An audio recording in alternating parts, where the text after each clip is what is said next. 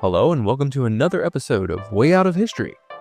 I am your host, Aaron Baker, where in this podcast we are going to explore different aspects of history, American history, world history, and even personal history, where we will hear people's testimonies and maybe even my own of how they came into encounter with Jesus and it just completely changed their lives. I am a Bible-believing Christian, and I believe that it's very important to know all aspects of our history, where we come and where we have came from and where are we going. To understand that better, we have to know the history of such things. So, today we are going to have a doozy of a story. Some of you might have heard of this before, and some of you, just might not. I've heard it once or twice, but every time I read it, it just completely blows my mind. And today we're going to talk about when America nearly nuked the moon. I've gotten some articles from the New York Post and even history.com. So, without further ado, let's dive right in and why and when America nearly nuked the moon. So, it's 1958. The American public are gripped in a state of fear and anxiety after a recent Soviet launch of Sputnik 1, the world's first artificial satellite. Ever since the end of World War II, the US and Soviets have been locked in an ever-escalating nuclear arms race that has now evolved into a space race. At this point in time, the Soviets have been winning the race, and it seems that the US is technologically falling behind their Cold War rivals. America desperately needs to turn the tide. And so what's their answer to this? How are they going to do it? Well, to do that, they need a show of strength to not only boost morale at home and raise national confidence, but also remind the world why they are the dominant superpower. But what does it look like to win? In our timeline, it took the form of Apollo 11 moon landings, when America successfully placed the first humans on the moon on July 20th, 1969. However, man might not have taken that small step if the U.S. had instead decided to take action another of its own. Under Project A119. The U.S. Air Force put the top-secret project into motion around May 1958. It had the unthreatening and innocuous title of, get this, A Study of Lunar Research Flights, and was led by Leonard Riefle, a leading physicist who would go on to hold the position of Deputy Director of the Apollo program at NASA. Riefle was asked by the Air Force to fast-track the project to investigate the visibility and effects of a theoretical nuclear explosion on the surface of the moon. From the beginning, Riefle knew the project was politically motivated. Speaking to Observer in 2000, he stated it was clear the main aim of the proposed detonation was a PR exercise and a show of one-upmanship. The Air Force wanted a mushroom cloud so large it could be visible on Earth. So they wanted a mushroom cloud so big on the moon that we could visibly see it on Earth in 1950s. The idea was that such a display of force demonstrating America's advanced weaponry could have intimidated the Soviet Union, reassured the American public of their country's nuclear capabilities, and put the U.S. back in pole position all in one swoop. And so, you're probably wondering, just how far did this project go? Well, Riefle headed up a 10-person team that included Gerard Cooper, the man now considered by many as the father of modern planetary science, and a young Carl Sagan, an astronomer who would go on to claim celebrity status with his television work. Whilst applying for the Miller Institute Graduate Fellowship to Berkeley in 1959, Sagan disclosed information about the top-secret project, although the world would not be aware of its existence at the time. The fact that Sagan where Sagan had written about Project A119 or A119, meant that a breadcrumb trail had been left, one that was picked up by writer K.A. Davidson whilst he was working on Sagan's biography in the late 1990s, almost 40 years later.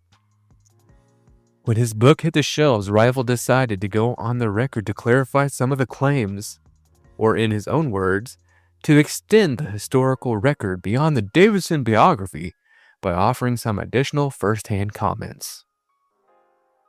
Rifle was based at a military-backed armor research foundation in Chicago, now called the Illinois Institute of Technology Research. From May 1958 to January 1959, he and his team reported on the likely effects that nuclear blast would cause, including dust and gas behavior and the visual differences if the detonation occurred on the dark or light side of the moon. Although the exact delivery system of the nuclear device has never been divulged, Rifle claimed that it was technically feasible at the time to hit a target some 238,000 miles away on the moon with an accuracy of within 2 miles. Incredible. It's likely that feat would have involved an intercontinental ballistic missile, which the U.S. just so happened to have launched in 1959. The nuclear device would be an atom bomb, not a hydrogen, as the latter would have been too heavy for the missile to carry. Rifle stated in his 1959 report that had such a feat been accomplished, there would have been scientific and military benefits as well as the obvious political ones. This is all coming from history.com. He writes, it is clear and quite clear that many military objectives would be served since information would be supplied concerning the environment of space, concerning detonation of nuclear device testing in space, and concerning the capability of nuclear weapons for space warfare. So, they were going to nuke the bomb in the 1950s. So Sputnik was already a scare. World War II was just ended less than a decade later. I mean, a little over a decade earlier. And they were thinking about nuking the moon so that way America would know who's back on top. To me, that doesn't seem like such a good idea because there was so much mass panic and stuff going on back then. People were buying fallout shelters, and there's even this cartoon going around that was showing in schools, and you could find it on YouTube, and it is a turtle. There's a little turtle, and he's telling kids to duck and cover if a bomb went off. And it was just kind of like fear-mongering, and they wanted to put that at ease with nuking the moon, saying, hey, if we can't get there, nobody is. Right, that's the way I'm interpreting it. So can you imagine being alive back then? You've lived through World War II. You have Sputnik in space. You have these fear-mongering cartoons going around saying duck and cover if you see a bomb. And now they're talking about nuking the moon, but is going under flight research, lunar flight research. I mean, and they're covering all this up, but now it's unclassified. You can see these documents yourselves, and there's even not an autobiography, but a biography by a physicist who is there and worked on it. And when the book was released, the guy's boss was like, that's not good enough. I want to release some of my own comments and my own firsthand experiences and show it. Well, I mean, I, for one, if I was alive back then, I'd be thankful this was covered up. But man, what a crazy turn of events. So they have these scientific findings. The plan would be to place 3 identical instruments onto the moon's surface prior to the detonation. These instruments would then take a variety of measurements before, during, and after the nuclear explosion. So these instruments would go up there. They would do measurements before the explosion. So they'd send these instruments up, then they'd send the bomb up. The bomb would go off and do the measurements then, and then afterwards it would do the measurements again. So these findings would help scientists learned more about the composition of the moon and its environment, as well as about our own planet. There was even a suggestion that a nuclear explosion might expose any kind of life on the moon. When the first project came to light in the late 90s. So all this happened in 1950s, the end of the 1950s, and 40 years later is when these came to light. Early news claimed that the nuclear device would have blown up the moon. So they were just wanting to set off an atomic bomb on the moon. But when the findings came to light, they were like, you know what, if they would have went through this, if we would have went through this, it would have blown up the moon. So in a 2012 interview with CNN, Rifle clarified that this was a gross misunderstanding of the facts. Absolutely not. It would not have been microscopic, so to speak, he said. It would have left a crater that would have been, I think, essentially invisible from Earth, even with a good telescope. So he's saying that, hey, it would just left a small crater. Nah. Although the blast would have been small in relative terms, fears of radioactive material contaminating the pristine lunar environment became a key reason as to why the project never got off the ground. The other major fear was of the uncontrollable.